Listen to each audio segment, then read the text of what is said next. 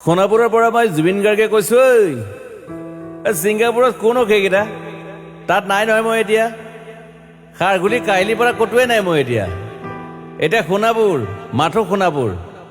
সোণাপুৰে মোৰ শেষ ঘৰ, শেষ মঞ্চ।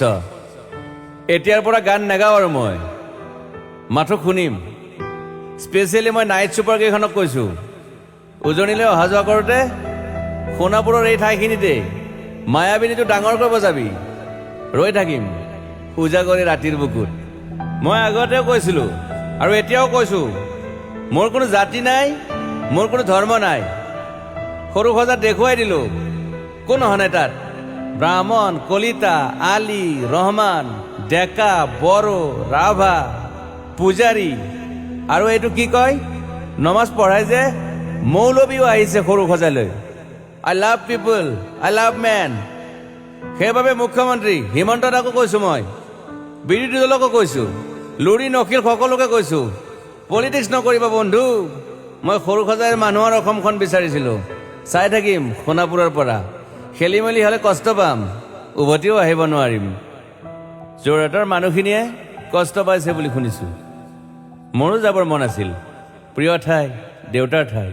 উপায় নাই, পলম হ'লে শৰীৰটোৱে কষ্ট পায়। বাকী গৰিমা আৰু দেউতাই গুৱাহাটীতে থকাটো বিচাৰিলে।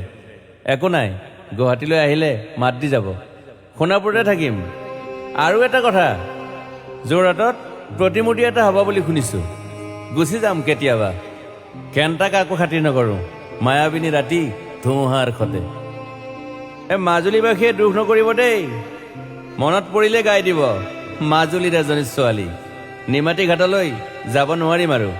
একো নাই, মোক প্ৰতিটো বসন্ততে পাব অসমবাসীয়ে। শৰতত গাইছো, বহাগত গাইছো, ৰ'দত গাইছো, বৰষুণত গাইছো। দুখৰ গান, সুখৰ গান, শিশু, মুক্তি, মায়া, অনামিকা। মাথো নতুন গান গাব নোৱাৰিম।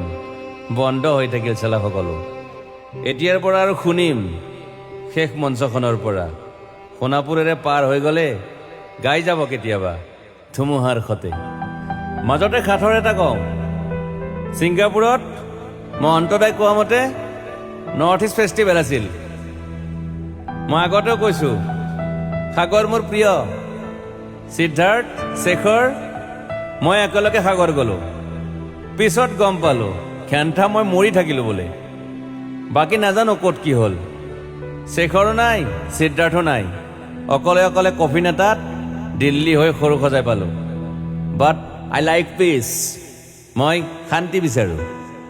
বৰ কম সময় পালো। মন আছিল কিবা এটা কৰিবলৈ। উশাহটোৱে বন্ধ হৈ থাকিল সাগৰত। বাকী মোৰ দুখৰ মানুহজনী চিনি পাই নাই আপোনালোকে? য়েছ, গৰিমাৰ কথাকে কৈছো। মই নাথাকিলেও তাইৰ আৰু দেউতাৰ খবৰ ল'ব আপোনালোকে। মই নাথাকিলেও বিহু হ'ব লাগিব অসমত। চিধা কথা। আকৌ কৈছো, মই সোণাপুৰতে থাকিম এতিয়া। মোৰ সমাধিৰ ওচৰৰে গ'লে গাই যাব সকলোৱে মায়াবিনী ৰাতিৰ বুকুত।